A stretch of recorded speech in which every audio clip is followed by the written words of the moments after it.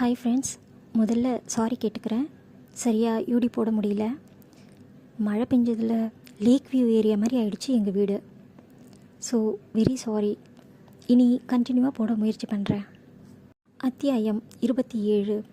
நீ வேண்டும் என நினைக்க ஒரு நொடி கூட தயங்கவில்லை. ஆனால் நீ வேண்டாம் என என்னால் ஒரு நொடி கூட யோசிக்க முடியவில்லை. மாலையில் ஓட்டமும் நடையுமாக அலுவலகம் விட்டு ஓடி வந்தாள் ஆரணி. எப்போதும் அவளுக்கு முன்பே காத்திருக்கும் கணவனை காணாமல் அங்கும் இங்கும் கண்களை அலைப்பாய விட்டாள். குதிங்காலை உயர்த்தி அவன் வருகிறானா என பார்க்க முயற்சி செய்து கொண்டிருந்தாள். என்ன செய்வது, இன்னும் காணவில்லையே என்று யோசனை கூட ஓடியது. ஆனால் பின்னால் இருந்து கேட்ட செருமல் குரல் அவன்தான் என்று சொல்லாமலே சொல்லியது. அங்கே ஓரமாக கையை கட்டிக்கொண்டு இவளைத்தான் பார்த்து நின்றான் இன்பன்.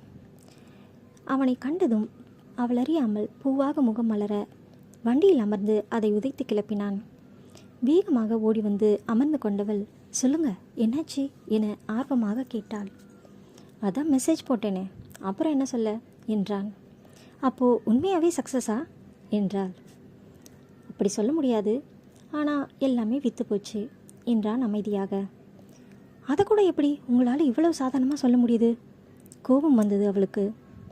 வேறு எப்படி சொல்லணும், எனக்கு தான் தெரியுமே இப்படித்தான் நடக்கும்னு.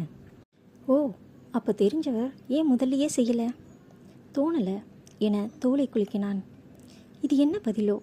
ஏதாவது கேட்டால் ஒரே வார்த்தையில் வாய் அடைக்கிற வித்தையை எங்கே தான் கற்றுக்கிட்டாரோ? பீச் போவோமா? அவள் சிந்தனையை இடையிட்டான். போகலாமே, ஆனால் நாளைக்கு சமையலுக்கு எல்லாம் வாங்கணுமே, எப்போ வாங்குறது? உன் தொழில் உன் பாடு என இல்லாமல் அவள் அக்கறையாக கேட்டது அவனுக்கு பிடித்திருந்தது. அதெல்லாம் மதியமே வாங்கிட்டேன் என்றான். ஓ சரி என இருவரும் பீச் வந்தனர். இருவரும் அருகருகே அமர காற்றில் பறந்த குடல் ஒதுக்கி கொண்டே அவனை பார்த்தாள். என்னடி என்றான் அவளை பாராமலே. தனியாக செய்ய கஷ்டமாக இருக்கா? அதெல்லாம் இல்லையே, நான் தான் சொன்னேனே ஆள் வச்சுக்கிறேன்னு. யார் இருக்கா? அவள் கேட்டுக்கொண்டு இருக்கும்போதே அவன் ஃபோன் ஒலித்தது. எடுத்தவன் சொல்லுங்க என்றான். உங்களை யார் வர சொன்னது? வரேன் என கூறி வைத்து விட்டவன், கிளம்பலாமா? வீட்டுக்கு விருந்தாளிங்க வந்திருக்காங்களாம் என்றான். நம்ம வீட்டுக்கா? யார் வர போகிறாங்க? அதை அங்கே போய் பார்த்துக்கலாமா என கேட்டுக்கொண்டே எழுந்து கொண்டான். யாருன்னு சொல்லுங்க இன்பா எழுந்து கொண்டே கேட்டாள்.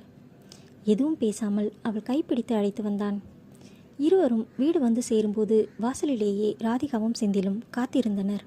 வண்டியை விட்டு இறங்கியவள் சித்தி என கூறிவிட்டு சட்டென நிறுத்தி, என்ன சித்தப்பா என அவரிடம் கேட்டாள்.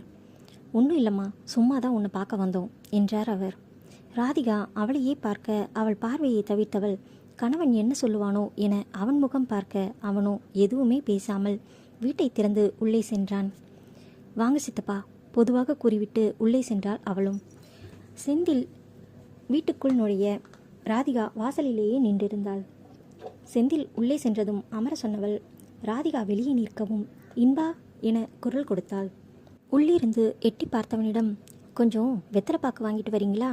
அதை வச்சு கூப்பிட்டாதான் ஒருத்தங்க உள்ளே வருவாங்களாம் என்றாள் சித்தியை பார்த்து கொண்டே. என்னடி உனக்கு ரொம்ப கிண்டலாக இருக்கா என்னை பார்த்தா என வேகமாக உள்ளே வந்த ராதிகா ஆரணியை அணைத்து கொண்டாள். அப்படியே பேசாமல் இருந்துடுவியாடி, உனக்கு என் மேலே கொஞ்சம் கூட பாசமே இல்லையா என கேட்டு அழுதாள். ஆரணிக்கும் கூட கண்கள் லேசாக கலங்கியதுதான். இவர்களை பார்த்துவிட்டு குளியல் அறைக்குள் சென்று விட்டான் இன்பா. சரி சித்தி, அழுது என் ட்ரெஸ் எல்லாம் ஈரமாக்காத என கிண்டல் செய்ய போடி என அவளை இன்னும் அணைத்து கொண்டாள் ராதிகா. சரி வா உட்காரு என இருவரையும் அமர வைத்தாள். சித்தப்பா டீ போடுறேன். டீ போட்டு கொடுத்தாள். அதற்குள் இன்பா குளித்து விட்டு வரவும், நீ போய் குளி என கூறி அவர்கள் இருவருக்கும் டீயை ஊற்றி அவனை கொடுத்தான். இனி அவன் பார்த்து கொள்வான் என்றதில் இதோ வந்துடுறேன் சித்தி என கூறிவிட்டு குளியல் அறைக்குள் ஓடினாள். இருவருக்கும் டீ கொடுத்தவன், என்ன விஷயமா வந்தீங்க என்றான் எடுத்ததுமே. என்னடா இப்படி கேட்குற? இதை கேட்கக்கூட உன் பொண்டாட்டி பேசினாதான் பேசணும்னு இருந்தியா என்றாள் ராதிகா. ஆமாம், உன்கிட்ட எனக்கு என்ன பேச்சு வேண்டியிருக்கு? அவள் எப்படிப்பட்டவன்னு உனக்கு நல்லா தெரிஞ்சும் அவளை அப்படி பேசின. அப்புறம் நான் உன்கிட்ட சாதாரணமாக பேசுவேன்னு எப்படி எதிர்பார்க்குற என கேட்டான். அவன் கேள்வியில் உண்மை இருந்தாலும் தான் செய்தது தவறு என்பதாலும் தலையை குனிந்து கொண்டாள் ராதிகா. பண்ணது தப்புன்னு சொல்கிறதுக்கு கூட எனக்கு ஒரு வாய்ப்பு கொடுக்கலனா எப்படிடா? நானும் அவகிட்ட சாரி கேட்கணுன்னு தான் தவிச்சிட்டு இருந்தேன். பண்ணுறதெல்லாம் பண்ணிவிட்டு ஒரு சாரியை தூக்கிட்டு வந்துடுவீங்க என சலித்து கொண்டான். ராதிகா பாவமாக கணவனை பார்க்க அவரோ இதுவரை டீயே பார்த்தது இல்லாத மனிதன் போல அதை ரசித்து குடித்து கொண்டிருந்தார். ஆமாம், இவரை போய் கட்டணம் பாரு என ராதிகா குமைந்து கொண்டிருந்த நேரம் ஆரணி குளித்து விட்டு வந்தாள். ராதிகா டீ குடிக்காமல் இருப்பதைக் கண்டவள், என்ன சித்தி டீ குடிக்காமல் இருக்க என கேட்டுவிட்டு, நீங்கள் குடிக்கலையா என கணவனையும் கேட்டாள். எனக்கு வேண்டாம், வெளியே போயிட்டு வரேன் என அவன் கிளம்பிய போது, உன்கிட்ட பேசத்தான் வந்தோம் என்றார் செந்தில். என்ன சித்தப்பா என ஆரணி கேட்க, வெளியே செல்ல இருந்தவன் அப்படியே நின்று விட்டான். இன்பா ஏதோ கடை திறக்கிறத பார்த்தேன், எதுக்காக இப்படி சின்னதாக செய்யணும், செய்கிறத நல்லா பெருசாக செய்யலாம், நான் ஏற்பாடு பண்ணுறேன் என்றார். நாங்கள் கேட்கலையே என்றான் அவன். நீங்கள் கேட்கல தான், ஆனால் எங்கள் பொண்ணுக்கு நாங்கள் செய்ய வேண்டியதுன்னு ஒன்று இருக்கே. அது அவள் உங்கள் பொண்ணாக இருக்கும்போது, ஆனால் இப்போ அவள் என்னோட பொண்டாட்டி, நான் பார்த்துக்கிறேன் என்றான். நீ பார்த்துக்க மாட்டேன்னு நான் சொல்லலையே இன்பா, ஆனால் அவளுக்கு கல்யாணத்துக்கு செய்ய வேண்டிய கடமை எனக்கு இருக்குது, அதை செய்ய விடு. எங்கள் அண்ணன் அண்ணி இருந்தால் செய்யாமல் விட்டுருப்பாங்களா, அதை நாங்கள் செய்கிறோம் என்றார். அப்படி உங்களுக்கு செய்யணும்னா அதை நகையாவோ பணமாவோ அவளுக்கு செஞ்சுக்கோங்க, எனக்கு வேண்டாம். ஏன் இன்பா இப்படி பேசுகிற, அவளுக்கு செய்கிறதும் உனக்கு செய்கிறதும் எப்படி வேற வேற ஆகும் என்றாள் ராதிகா. பொண்டாட்டி வீட்டில் காசு வாங்கிட்டு குடும்பம் நடத்த நான் ஒன்றும். அப்படியே வார்த்தையை நிறுத்தியவன், புரியுதா, வேண்டாம்னா விட்டுடுங்க என்றான். அது இல்லடா, இப்படி ரோட்டில் கடை வைக்கிறதுக்கு பதிலாக, உங்களுக்கு என்ன பிரச்சனை, நான் ரோட்டில் கடை வைக்கிறது தானே சொல்லிட்டீங்கல்ல, நான் பார்த்துக்கிறேன். இன்பா சித்தி வேண்டாம் விட்டுடுங்க, அவருக்கு விருப்பமானதை செய்யட்டும் என ஆரணி கூற, இன்பா முகத்தில் ஒரு மின்னகை வந்தது. வெளியே போயிட்டு வரேன் என கூறிவிட்டு, என்னடி நீயும் இப்படி சொல்கிற, பார்க்குறவங்க என்ன நினைப்பாங்க, எல்லாரும் எல்லாமும் இருந்தும் இந்த பிள்ளைங்க இப்படி கஷ்டப்படுறாங்க, யாருமே கண்டுக்கலன்னு சொல்ல மாட்டாங்களா? சித்தி, மற்றவங்களுக்கு என்ன தெரியும், நமக்கு தான் தெரியும் நம்ம எப்படிப்பட்டவங்கன்னு, அதையெல்லாம் பார்த்தா நாம் வாழ முடியாது. அவர் ஏதோ பண்ணுறேன்னு சொல்கிறாரு, விடுங்க பார்த்துக்கலாம் என்றாள். என்னடி நீ சொல்லி புரிய வைப்பேன்னு பார்த்தா நீயும் அவனுக்கு சப்போர்ட் பண்ணிகிட்டு இருக்க. சித்தி, சரியான விஷயம்னா சப்போர்ட் பண்ணத்தான் செய்வாங்க.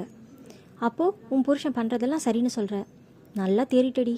ஆரா உண்மையாக சொல்லு, நீயும் இன்பாவும் சந்தோஷமாக இருக்கீங்களா? சந்தோஷமாக இருக்கோமான்னா எனக்கு தெரியாது, ஆனால் நான் வாழ்க்கை இதுதான்னு புரிஞ்சுக்கிட்டு வாழறோம், இது போதும் இப்போதைக்கு என்றாள். சந்தோஷம்டி, எங்கே பிடிக்காம கல்யாணம் பண்ணிக்கிட்டு முட்டிக்கிட்டு இருப்பீங்களோன்னு பயந்துட்டு இருந்தேன். உன் பேச்சை கேட்டு ஏதோ தொழில் பண்ணி முன்னுக்கு வரணும்னு நினைக்கிறானே, அதுவே போதும். அவன் நல்லபடியாக இருப்பான், உன்னையும் நல்லா பார்த்துப்பான். ஆனால் சித்தி நீ கேடிதான், இவ்வளவு நேரம் உன் தம்பி பற்றி சொல்லிட்டு கடைசியாக உன்னை நல்லா பார்த்துப்பான்னு ஒரு பிட்டை சேர்த்து போடுறியா என்றாள். ஏண்டி நீ மட்டும் என்னவா, நம்ம வீட்டில் இருக்கும்போது அவன் இவன்னு பேசிட்டு இப்போ வாங்க பொங்கன்னு கொஞ்சிற என கிண்டல் செய்தாள். என்ன சித்தி நீ அதுக்காக வயசில் பெரியவங்கள எப்படி வா பொண்ணு பேசுறது, நீ என்ன அப்படியா வளர்த்த? அது சரி, நான் அவனை விட பெரியவடி, என்னை ஒரு நாளும் நீங்கள் வாங்க போட்டு கூப்பிட்டது இல்லை. புருஷனுக்கு கொடுக்க வேண்டியதை கொடுக்குறேன்னு சொல்லு, எனக்கு சந்தோஷம்தான் என்றாள் நிறைவாக. அவள் சொன்னதில் இருந்த உண்மை சுட ஆராவின் கன்னம் சூடானது. இருங்க நான் போய் சமைக்கிறேன், சாப்பிட்டு அப்படியே தம்பி தங்கிக்கு எடுத்துகிட்டு போகலாம் என்றாள். அதெல்லாம் வேண்டாம் ஆரா, உனக்கே நிறைய வேலை இருக்கும், நாங்கள் கிளம்புறோம். அப்புறம் கவின் முகத்தை தூக்கி வச்சுப்போம், அவன் இன்னும் என்கிட்ட பேசுறதில்ல, சாப்பாடு கூட அவனையே எடுத்து போட்டு சாப்பிட்டுக்கிறான், இல்லைனா கீர்த்திக்கிட்ட கேட்டு வாங்கி சாப்பிட்றான், ரொம்ப கஷ்டமாக இருக்குது என்றாள் ராதிகா. கவின் பற்றி தான் உனக்கு தெரியுமே சித்தி, அவன் பிடிச்சா பிடிவாதந்தான், சரியாகிடுவான், நான் பேசுகிறேன் என ஆறுதலாக கையை தட்டினாள். பெண்கள் பேசி முடிக்கும் வரை இன்பா வாங்கி வந்திருந்த காய்கறி மளிகை சாமான் எல்லாம் பார்த்து கொண்டிருந்த செந்தில், ஆரா பகலெல்லாம் உன் சித்தி சும்மா தானே இருக்கா, பேசாமல் இங்கே வந்து அவள் தம்பிக்கு உதவி செய்யட்டுமே என்றார். அதுக்கு அவர் ஒத்துக்கணுமே சித்தப்பா, அவர் என்னையே வேண்டாம்னு சொல்லிட்டாரு. ஒத்தையை எப்படி செய்வீங்கன்னு கேட்டதுக்கு ஆள் இருக்குன்னு சொல்கிறாரு, என்ன ஏதுன்னு நான் இன்னும் பார்க்கல, விடுங்க சித்தப்பா, ஆள் தேவைன்னா அவரே சொல்வார் என்றார். சரிம்மா நாங்கள் கிளம்புறோம், அடுத்த முறை வரும்போது எல்லோருமே வரணும், இருந்து சாப்பிட்டு தான் போகணும் என குடும்ப தலைவியாக உரிமையுடன் அழைத்தாள். சரிம்மா என கண் கலங்கினார் செந்தில். அவர்கள் கிளம்பும் நேரம் இன்பா உள்ளே நுழைந்தான். இருந்து சாப்பிட்டு போங்க என்றான் செந்திலிடம். பரவாயில்லை இன்பா, பசங்க தனியாக இருப்பாங்க என்றார் அவர். நம்ம ஏரியாவில் என்ன பயம். சரி இதை கவின் கீர்த்திக்கிட்ட கொடுங்க என அவன் வாங்கி வந்த கவரை கொடுத்தான். ஏண்டா நானும் இருக்கேன், என்ன சாப்பிட சொல்ல மாட்டியா என ராதிகா கேட்க பதில் ஏதும் சொல்லாமல் முகத்தை திருப்பிக் கொண்டான். பாருங்க இவளே பேசிட்டா, இவன் பேச மாட்டேங்கிறான் என கணவனிடம் குறைப்பட்டு கொண்டாள். நீ சொன்னது என்னோட பொண்டாட்டியே, ஒருவேளை என்னை பற்றி தப்பாக சொன்னால் என் பொண்டாட்டியும் இப்படி தான் இருப்பா என கூறிவிட்டு உள்ளே சென்று விட்டான். ராதிகாவும் செந்திலும் இவளிடம் சொல்லிக்கொண்டு கிளம்பினார்கள். அவர்கள் போனதும் இன்பாவை தேடி வந்தாள் ஆரணி. ஏன் இப்படி பண்ணுறீங்க? முகத்தில் அடிப்பது போல் பேசினானே என்று கோபம் அவளுக்கு. நான் அங்கே சொன்னது தான், நீ சொல்லு. என்னை பற்றி யாராவது தப்பாக சொன்னால் உன்னால் அதை சாதாரணமாக எடுத்துக்கிட்டு அவங்கள மன்னிக்க முடியுமா? அவள் தலை தானாக இல்லை என்பது போல் ஆட, அதேதான் என்றவன் மறுநாள் செய்ய வேண்டிய வேலைகளை தொடர்ந்தான். நானும் ஏதாவது செய்கிறேன். அவள் கேட்க அவளுக்கும் சிறு சிறு வேலைகளை கொடுத்தான். பாதி வேலையை அவன் காலையிலேயே முடித்து வைத்திருக்க மீதியை மட்டும் முடித்து கொண்டு நிமிரவே மணி 9 காட்டியது. அவள் இலகுவாக தோசை ஊற்றி சட்னி அரைத்து வைக்க இருவரும் சாப்பிட்டனர். சாப்பிட்டு முடித்ததும் ஒரு சிகரெட்டோடு ஜன்னல் பக்கம் நின்று விட்டான். மற்ற எல்லாவற்றையும் ஒதுக்கி கொண்டு அவள் வந்து படுக்க உடனே சிகரெட்டை தூக்கி வீசிவிட்டு வந்து அவளுடன் படுத்துக்கொண்டான். எப்படி போச்சு? எதெல்லாம் நல்லா வித்துச்சு?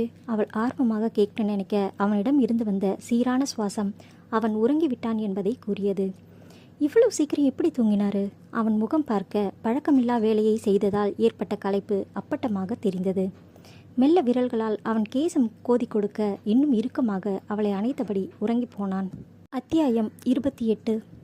என்னில் காதல் துளிர்த்தது உன்னால், அது விருட்சமாய் வளர்ந்து நிற்பதும் உன்னால், காலமெல்லாம் பட்டு போகாமல் பார்த்து கொள்வதும் உன் பொறுப்புதானே. ஒரு வார காலம் சென்றிருக்கும். மாலையில் வீடு திரும்பும்போது கடை ஒன்று பார்த்துருக்கேன் என்றான் ஆரணியிடம். கடையா? இங்கே? பஸ் ஸ்டாண்ட் பக்கத்தில் தான். நீயும் வந்து பார்த்துட்டா அட்வான்ஸ் கொடுத்துடலாம். எவ்வளவு? அவன் சொன்ன தொகையை கேட்டபோது அவளுக்கு மயக்கம் வராத குறைதான். என்னங்க இவ்வளவு? ஆமாம், லீஸுக்கு அவ்வளவு கேட்பாங்க. கடை எப்படி போகும்னு தெரியாமல் வாடகையெல்லாம் சரிப்படாது. ஏன் அப்படி நினைக்கிறீங்க? கடை நல்லா தானே போகுது. நல்லா தான் போகுது, ஆனால் அதை நம்பி வாடகை கொடுக்க இறங்க முடியாது. பஸ் ஸ்டாண்ட் வரும் வாடகை என்ன சொல்கிறானுங்க தெரியுமா? நமக்கு லீஸ் தான் பெஸ்ட்டு. ஆனால் அந்த அமௌண்ட் ரொம்ப அதிகமாக இருக்கே. அதிகம்தான், ஆனால் அமௌண்ட் அப்படியே இருக்கும்ல. வேறு ஏதாவது செய்யணும்னா கூட துணிஞ்சு செய்யலாம். சரி, இவ்வளவு பெரிய அமௌண்ட் நகை வச்சு பார்த்தா கூட என அவள் தூங்கும் போதே நான் ஏற்பாடு பண்ணிட்டேன் என்றான். எப்படி? அண்ணன் காலையில் பார்த்து பேசினார். அமௌண்ட் அவர் ரெடி பண்ணுறதா சொல்லிட்டாரு. ஓ என்றாலே தவிர ஒன்றும் பேசவில்லை. வீடு வந்துவிட இறங்கி கொண்டு உள்ளே சென்றாள். நான் வெளியே போயிட்டு வந்துடுறேன் என அவன் குரல் கொடுக்க அவளோ எதுவுமே பேசவில்லை. அவன் இருந்த பரபரப்பில் அவள் பதில் கூறாதது அவன் கவனத்தில் பதியவும் இல்லை. அவனுக்கு எவ்வளவு வேலை இருந்தாலுமே மாலையில் அவளை அழைத்து வருவதை தவிர்க்கவில்லை. காலையில் மட்டும் தெரிந்த ஆட்டோவில் அனுப்பி வைத்தான். மாலையில் அவனோடு வரும் பயணத்தை அவளுமே ஆசையாக எதிர்பார்த்து இருப்பது அவனுக்கு புரிய அதை தவறாமல் கடைபிடித்தான். வீட்டிற்கு வந்தவளுக்கு கோபமாக வந்தது. அன்று சித்தப்பா அவ்வளவு சொல்லியும் வேண்டான்னு மறுத்தவர். அவன் நகையை பயன்படுத்தி கொள்ளலாம் என கூறிய போதும் அந்த பேச்சை தவிர்த்தவன். இப்போது அவர் அண்ணன் தருவதாக சொன்னதும் ஒத்துக்கொண்டு வாங்கிக் கொள்வது ஏனோ தன்னை பிரித்து வைப்பது போல தோன்றியது. அவ்வளவுதானா என கோபமாக வந்தது. என்னிடம் கௌரவம் பார்க்கும் அளவிற்கு தானே நமது உறவு இருக்கிறது. அப்புறம் என்ன கணவன் மனைவி என சொல்லிக்கொள்வதில் என்ன அர்த்தம் இருக்கிறது? என்னுடைய உடைமைகள் வேண்டாம் நான் மட்டும் வேண்டுமா? அல்லது நான் வெறும் உடல் தேவைக்காக மட்டும்தானா? இறுதியாக இந்த எண்ணம் எழுந்தபோது தொண்டையை அடைத்து வைத்தது போல அழுகை வந்தது. எழுந்து சென்று முகம் கழுவி கொண்டு வந்தாள். தண்ணீரிலேயே தனது கண்ணீரை கழுவ இணைத்தால் அது முடியாமல் போக கஷ்டப்பட்டு அழுகையை விழுங்கி ஒரு சொம்பு தண்ணீரை எடுத்து பருகினாள். உள்ளே சில்லென்ற தண்ணீர் செல்ல மனம் கொஞ்சம் மட்டுப்பட்டது போல இருந்தது. அப்படியே உடை கூட மாற்றாமல் படுத்துவிட்டாள். இரவு வெகுநேரம் கழித்து வந்தவன், நாள் ஏதாவது பார்த்து வச்சிருக்கியா ஆரணி என கேட்டபடி உடையை எடுத்துக்கொண்டு குளிக்க சென்றான். அவள் உடை மாற்றாதது கண்டு என்னாச்சுடி என அருகில் வந்தான். உடம்புக்கு எதுவும் சரியில்லையா? அவள் கழுத்து, கன்னம், நெற்றி என கை வைத்து பார்த்தான். ஒன்றுமில்லை, ஆனால் முகம் மட்டும் வாடியிருந்தது. வயிறு வலிக்குதாடி? சாப்பிட்டது எதுவும் ஒத்துக்கலையா என கேள்வி மேல் கேள்வி கேட்டுக்கொண்டே போக அவளோ ஊமை சாமியாராக அமர்ந்திருந்தாள். ஆரணி, கேட்டுக்கிட்டே இருக்கேன், பேசாமல் இருக்க என குரலை உயர்த்தவும் அவன் கையை தட்டிவிட்டவள் எழுந்து அமர்ந்தாள். என்ன சொன்னாதானே தெரியும்? அவளை கூர்பார்வை பார்த்தான். நான் யார் என்பா என கேட்டால் அவனை நேரடியாக பார்த்து. இதென்ன கேள்வி? என் பொண்டாட்டி சட்டென பதில் கூறியிருந்தான். அப்படின்னா என்ன என்பா? அவள் அருகில் அமர்ந்தவன் அவளை இழுத்து தன்னோடு இறுக்கிக் கொண்டு, இதுக்கு பதில் சொல்லித்தான் ஆகணுமா என்றான் புன்னகையுடன். ஆமாம். அவளும் விடாமல் கேட்டு வைத்தாள். எனக்கு சரியாக சொல்ல வராதுன்னு நினைக்கிறேன். புரிஞ்சுக்கிட்ட வரைக்கும் சொல்கிறேன், சரியா பாரு. நீ தான் நான் தான் நீ என்றான். அப்படியா? அது வெறும் வாய் வார்த்தையாக மட்டும் இல்லாமல் உண்மையாகவே உணர்ந்து சொல்கிறீங்களா? இப்போ என்ன தாண்டி உன் பிரச்சனை? எனக்கு என்ன பிரச்சனை? நல்லா தானே இருக்கேன். நீங்கள் போடுற சோறு, நீங்கள் வாங்கி தந்த துணிமணி, உங்கள் பணத்தில் அமோகமாக இருக்கேன். ஆனால் உங்களுக்கு தான் என்கிட்ட இருந்து வாங்கணும்னா கௌரவம் பார்க்குறீங்க என்றாள். ஏய், என்னடி பேசிகிட்டு இருக்க? சரி, நேரடியாகவே கேட்குறேன். எங்கள் சித்தப்பா பணம் தரேன்னு சொன்னப்போ வாங்கலை, நாங்கள் நகையெல்லாம் தரேன்னு சொன்னப்போ அந்த பேச்சையே எடுக்கலை. இப்போ பெரிய மாமா வந்து பணம் தரேன்னு சொன்னதும் உடனே வாங்கிக்கிறீங்க. இதுக்கு என்ன அர்த்தம்? அப்போ நான் யாரோ தானே உங்களுக்கு? என்ன பொண்டாட்டியான்னு நினைக்கல தானே? ஏதோ கல்யாணம் பண்ணிட்டு வந்தோம், படுக்கிறோம், எழுந்துக்கிறோம், அவ்வளவுதான். அதுக்கு மட்டும் தானாண்ணா? இதுக்கு நான் வேற தொழில் செஞ்சுருக்கலாம். பேசிக்கொண்டே போக சுளீர் என அவள் கன்னத்தை பதம் பார்த்தது இன்பாவின் கை. தொலைச்சிருவேன் ராஸ்கல். யார்கிட்ட யாரை பற்றி பேசுகிற? என்ன இன்பா அடங்கிட்டான், என்ன வேணும்னா பேசலான்னு நினச்சிட்டு இருக்கியா? இன்னும் அதே இன்பா அப்படியே தான் இருக்கேன். உனக்காக கொஞ்சம் மாறி இருக்கேன். அதுக்காக என்னை ஒன்றும் நினைக்காத. அம்மா, என்ன உன் பிரச்சனை? உங்கள் சித்தப்பா பணம் கொடுத்தப்ப வேணாம்னு சொன்னதா? என் குடும்பத்துக்காக நான் உழைக்கிறேன், அதுக்கு பணம் தர அவர் யாரடி? இதே உங்கள் அப்பா இருந்து தரேன்னு சொன்னாலும் இதே தான் சொல்லியிருப்பேன். முதுங்கெலும்பு இல்லாதவன் தாண்டி வரதட்சணை வாங்குவான். நான் ஆம்பளடி, என்னை நம்பி வந்தவளை பிழைக்க வைக்க எனக்கு தெரியும். அப்புறம் என்ன சொன்ன? உன் நகை அதை தானே எடுத்துக்கல, என்ன கத்துற? ஏண்டி, உங்கள் அம்மா அப்பா ஞாபகமாக உனக்குன்னு இருக்கிறதே அந்த நகையும் வீடும் தானே? அதை எப்படி நான் அழிப்பேன்? நாளை பின்ன புள்ளைக்குட்டி பிறந்தா இதுதான் உங்கள் தாத்தா பாட்டின்னு காமிக்க அவங்க இல்லை. அட்லீஸ்ட் அவங்க கொடுத்த நகைங்க, வாழ்ந்த வீடு இதெல்லாம் காட்ட வேண்டாமா? அதுக்காக தான் வேண்டாம்னு சொன்னேன். இப்போவும் சில்லறை செலவுக்கெல்லாம் உங்ககிட்ட காசு வாங்கணும்னு தான் நினச்சிட்டு இருந்தேன். அதுக்குள்ளே என்ன பேச்சு பேசுகிற நீ? ஆரணி ஏதோ கூற வாய் எடுக்க, இரு முழுசாக நான் பேசி முடிச்சுக்கிறேன். நெற்றியை தேய்த்தபடி ஏதோ யோசித்தவன், அடுத்து என்ன சொன்ன? எங்கள் அண்ணன் கொடுத்த பணத்தை மட்டும் வாங்கிக்கிறேன், அதுதானே? அவங்களுக்கு எனக்கு செய்ய வேண்டிய கடமை இருக்குது, அதை செய்யலைன்னு சொல்லி புலம்பிட்டு இருக்காங்க. அது தவிர எங்கள் அப்பா காசு, எனக்கு பங்கு இருக்குது, அதையே நான் விட்டு கொடுக்கணும், அதனால் வாங்கிக்கிட்டேன். எங்கள் அண்ணன் ஆட்டோ ஸ்பேர் பார்ட்ஸ் கடை வச்சுருக்காரு, அதில் எனக்கு பங்கு வேணாம்னு சொல்லிட்டு இருந்தேன். அதனால் எனக்கு சேர வேண்டியதை இப்போ தராரு. இதே எனக்கு தேவையில்லாத நேரமாக இருந்தால் இதையும் வாங்கியிருக்க மாட்டேன். அவ்வளவுதான். இன்னும் ஏதாவது பேசுகிறனா இப்போ சொல்லு என கைகளை கட்டி கொண்டு நின்று விட்டான். இதுவரை அவன் பேசியதை பொறுமையாக கேட்டுக்கொண்டிருந்தவள் மெதுவாக அவனை நெருங்கி வந்து சட்டையின் பட்டனை திருகிக் கொண்டே, சேர்ந்து குளிக்கலாமா என்றாள் மென்குரலில். அவள் கேட்டதுதான் தாமதம். சட்டென அவள் இதழை தன் இதழ் கொண்டு மூடியவன் அப்படியே அவளை கையில் ஏந்தி கொண்டு குளியலறைக்குள் சென்றான். காலால் கதவை தள்ளி திறந்தவன் அவளை விடாமலேயே கதவடைத்துவிட்டு மெல்ல கீழே இறக்கிவிட்டான். அடுத்து அவன் செயல்கள் எல்லாம் அவனுக்கே உரிய அடாவடித்தனத்துடன் இருக்க விரும்பியே அதில் தன்னை இழந்தாள் மனையாள். அவள் போதும் போதும் என்று சொல்லும் வரையிலும் கூடி கழித்தவன் நெடுநேரம் சென்றே அவளுக்கு குளிரெடுக்கவும் போ என விட்டுவிட்டான்.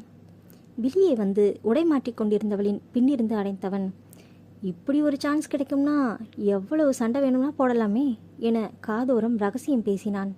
அப்போதுதான் நினைவு வந்தவளாக, ஆமாம், பேச்சா இருக்கும்போது அதென்ன கை நீற்ற பழக்கம் என திட்டினாள். அவனுக்கும் அப்போதுதான் நினைவு வந்தது அவன் அடித்தது. அவள் கன்னங்களை மெதுவாக பற்றி முத்தமிட்டபடியே இருந்தான். போதும் என்பா அவள் சினுங்க அடுத்து நெற்றியில் முத்தமிட்டான். அவள் விழி விரித்து பார்க்க மலர்ந்த அந்த கண்களிலும் முத்தமிட்டான். இதுவும் எதுக்குன்னு உனக்கு தெரியும், இது எனக்காக. முதல் முறை நீயே எனக்கு உன்னை தந்தது ரொம்ப ஸ்பெஷல் தெரியுமா? ரொம்ப நல்லா இருந்துச்சு என்றான் உணர்ந்து. இன்பா ப்ளீஸ் இப்படி பேசாதீங்க என அவள் சினுங்க அப்படியே அவளை அள்ளி அணைத்து கொண்டான். அதன் பிறகு இருவரும் ஏதோ சாப்பிட வேண்டுமே என சாப்பிட்டு முடித்தனர். அவள் அவனுக்காக பேசியதில் மனம் நிறைந்து போக வயிற்றுக்கு பெரிதாக தேவை எதுவும் இருக்கவில்லை. அவளோடு ஒரு நிறைவான வாழ்வைத்தான் வாழ வேண்டும் என நினைத்தது இன்று முழுமை பெற்றதைப் போல உணர்ந்தான். இன்னும் அவளை இறுக்கிக் கொள்ளவே மனமும் உடலும் தவித்தது. எத்தனை பெற்றாலும் போதவில்லை என்றே அவன் ஏங்கி கிடக்க அவனுக்கு அள்ளி கொடுக்கும் அட்சய பாத்திரமாகவே அவள் கிடைத்தாள் என்றுதான் சொல்ல வேண்டும்.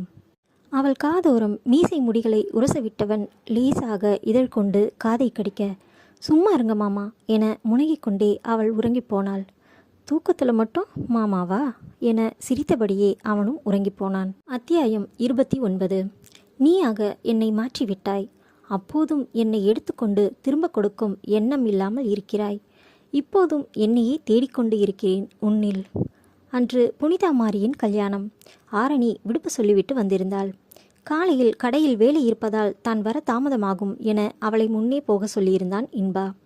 இளம் ரோஜா நிற மெல்லிய பட்டு, பச்சை நிறத்தில் மெல்லிய சரிகை, அதற்கு ஏற்ப அணிகலன்கள் அணிந்தவள் அவனுக்கென்று அவள் வாங்கி வைத்திருந்த சட்டையையும் எடுத்து வைத்து கொண்டாள். அந்த சட்டை எடுத்த அன்றுதான் சண்டை வந்தது. அதன் பிறகு அதனை கொடுக்க முடியாமல் போனது. அதை இன்று ஞாபகமாக எடுத்து வைத்து கொண்டாள். எப்படியும் கடையில் இருந்து வரும்போது வேர்த்து இருக்கும், இதை கொடுத்து கோயிலையே மாற்றிக்க சொல்லணும் என நினைத்து கொண்டாள். ஆட்டோ சொல்லவா என கேட்டவனுக்கு வேண்டாம் நானே போயிடுறேன் என்றாள். நகையெல்லாம் போட்டுட்டு பார்த்து போகணுமே மனதிற்குள் நினைத்து கொண்டான். அவனை கண்டாலே அந்த ஏரியாவில் பலரும் பம்மி நடுங்கும்போது அவனுக்கு அவளது பாதுகாப்பு அத்தனை முக்கியமாக பட்டது. நீயே போயிடுவியா, ஆட்டோ வர சொல்லவா என கேட்டபடியே தயங்கி நின்றான். ஏன் என்னாச்சு அவளும் கேட்க ஒன்றுமில்லை என தலையசைத்தாலும் அவன் முகமே சரியில்லை. அதை கண்டு கொண்டவள் இன்பம் பொண்டாட்டியை நெருங்க யாருக்கு தைரியம் இருக்கு என்றாள் கெத்தாக. அவள் கூறியதில் பக்கென சிரித்தவன் அவள் தலையை பிடித்து ஆட்டினான். ஆனாலும் அவன் முகம் தெளியவில்லை. அவளை எதுவும் எந்த பிரச்சனையும் நெருங்கக்கூடாது என்பதில் உறுதியாக இருந்தான். அதற்கு காரணமும் உண்டு. தியாகமூர்த்தி இன்பனின் மனைவியை பற்றி விசாரிக்க சொன்னதாக அவருடன் இருக்கும் ஒருவனை கூறியிருந்தான். அதுவே அவனுக்கு உறுத்தலாக இருந்தது. எதற்காக ஆரணியை பற்றி விசாரிக்க சொல்ல வேண்டும் என யோசனையில் இருந்தவன் காலையில் ஆட்டோவில் அனுப்பி வைத்தால் மாலையில் அவனே சென்று அழைத்து வருகிறான். எங்கும் தனியே அனுப்புவதில்லை. இப்போது கல்யாணத்திற்கு அவளை தனியே அனுப்புவது பற்றித்தான் அவனுக்கு குழப்பமே. நேரடியாகவே சென்று அவரிடம் பேசிவிடலாம் என்று கூட நினைத்தான். ஆனால் ஒன்றுமில்லாததை அவனே கூறி அவருக்கு வழி செய்து கொடுத்தது போல ஆகிவிடுமே. ஆரணியை வைத்து அவனை பணிய வைக்கலாம் என்ற எண்ணத்தை அவனே அவருக்கு கொடுத்துவிடக்கூடாதே.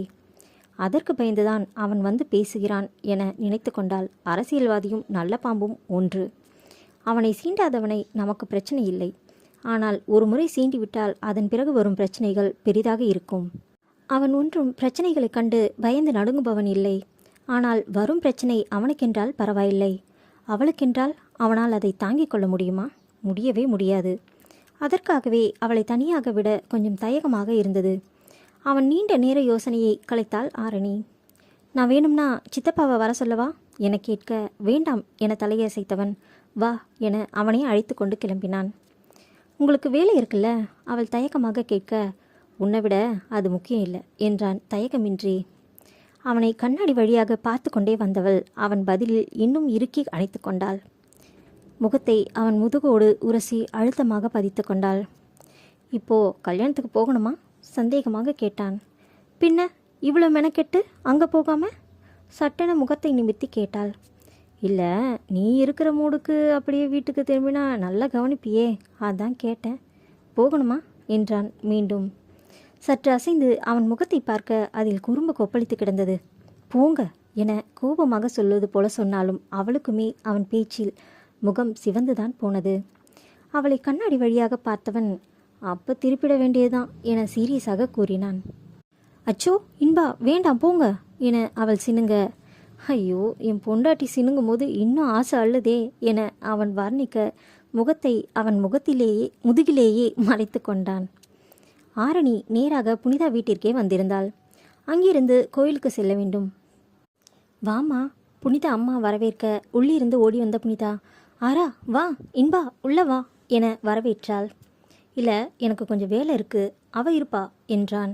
அப்போ இன்பா வரலையா புனிதா கேட்க அக்கா அவர் நேராக கோவிலுக்கு வருவார், கடையில் கொஞ்சம் வேலை இருக்கு என்றாள் ஆரணி. ஆமாம் ஆமாம் மாறி கூட இன்பா ஹோட்டலில் தான் சாப்பாடு சொல்லியிருக்கு என்றாள் அவசரமாக. ஆரணி அப்படியா என அவனை பார்க்க அவனோ அப்போதுதான் பைக்கை திருப்பி கொண்டு கிளம்பியிருந்தான். இவள் பார்க்கவும் தலையசைத்து விட்டு கிளம்பிவிட்டான். என்னடி கண்ணாலேயே பேசிக்கிறீங்க புனிதா கிண்டல் செய்ய அவளுக்கு புன்னகையை பதிலாக கொடுத்தாள் ஆரணி. இன்பனுக்கு நிறைய வேலை இருந்தது. புனிதா கல்யாணத்திற்கு 50 பேருக்கு உணவு சொல்லியிருந்தான் மாறி. இப்போதும் போல என்றில்லாமல் புதுவிதமாக செய்யப்படும் உணவு என்பதால் அந்த பகுதியில் கொஞ்சம் டிமாண்ட் கிடைத்திருந்தது. காலையில் போடும் உணவின் அளவை கூட அதிகரித்து இருந்தான் இன்பா. இதுபோல சில ஆர்டர்கள் வர அவன் மறுத்துதான் வந்தான். அதை செய்வதற்கு உண்டான இடவசதி இல்லாதது ஒரு காரணம் என்றால் ஆட்கள் பற்றாக்குறை ஒரு காரணமாக இருந்தது. ஆனால் புனிதா திருமணம் என்பதால் மறுக்காமல் ஒத்துக்கொண்டான். கடை வேலைகள் ஒரு புறம் இருக்க சமையலை நிறுத்தக்கூடாதென அதையும் செய்து கொண்டிருந்தான். இன்னும் சில நாட்களில் கடை ரெடியாகிவிடும்.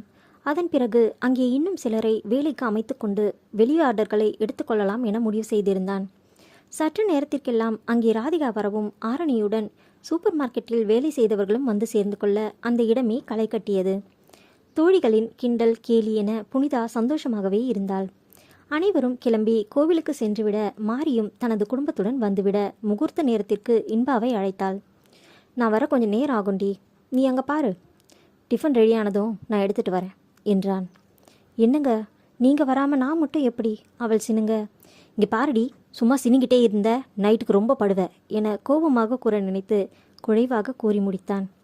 அதெல்லாம் எனக்கு தெரியாது, முகூர்த்தத்துக்கு நீங்கள் இருக்கீங்க என ஃபோனை வைத்து விடவும் புன்னகை மாறாமல் வேலை செய்து கொண்டிருந்தவனின் தோளில் தட்டினான் இளங்கோ. என்ன மச்சி, சந்தோஷத்தை அடக்க முடியலை போல என கேட்டான். நான் சொன்னேனா? அவனை முறைத்து தள்ளினான் இன்பா. முதல்ல குடும்பஸ்தனான, அப்புறம் தொழிலதிபர் ஆகிட்டேன், அப்படியே மினிஸ்டர் சிஎம் பிஎம் கலக்கிற மச்சி எனவும் அவனை ஒரு மாதிரி பார்த்தவன் தூ என துப்பினான். ஏண்டா ரொம்ப பேசாத இரும என திட்டிவிட்டு வேலையை பார்க்க துவங்கினான் இன்பா. சரியான நேரத்திற்கு இளங்கோவும் உதவி செய்ய வேலை கொஞ்சம் சீக்கிரமே முடிந்திருந்தது. சாப்பாட்டையெல்லாம் எடுத்துக்கொண்டு இருவரும் சென்று கொடுத்தனர். அவனை கண்டதும் முகம் மத்தாப்பாய் மலர ஓடி வந்து அருகில் உரசியபடியே நின்றாள். இந்த ஷர்ட் போட்டுட்டு வாங்க என அவன் கையில் கவரை திணித்தாள். அவளை யாரோ அழைப்பது போல இருக்கவும் சீக்கிரம் வாங்க என கூறிவிட்டு ஓடிவிட்டாள். போனவள் திரும்பி பார்த்து இளங்கோ அண்ணா எப்போ வந்தீங்க என கேட்டாள். வந்து 1/2 மணி நேரம் ஆகுது. ஏம்மா ஆரணி, உன் கண்ணுக்கு நானெல்லாம் தெரியவே இல்லையா? உன் புருஷன் மட்டும்தான் தெரியுது என கேட்டான். மனைவியையே காதலுடன் பார்த்து கொண்டிருந்த நண்பனை கடுப்புடன் நோக்கியபடி. அது பக்கத்தில் ஏதோ உருவம் நின்ன மாதிரி இருந்ததா, சரியா ஃபோக்கஸ் ஆகலை. சரி சீக்கிரம் அவரை கூட்டிகிட்டு வாங்க என கூறிவிட்டு ஓடிவிட்டாள். அவள் போவதையே பார்த்து இருந்த நண்பனை வேறு பக்கமாய் திருப்பி நிறுத்தியவன் அவனது முறைப்பை கண்டு, அது ஒன்றுமில்லை மச்சான், தங்கச்சி போயிடுச்சு.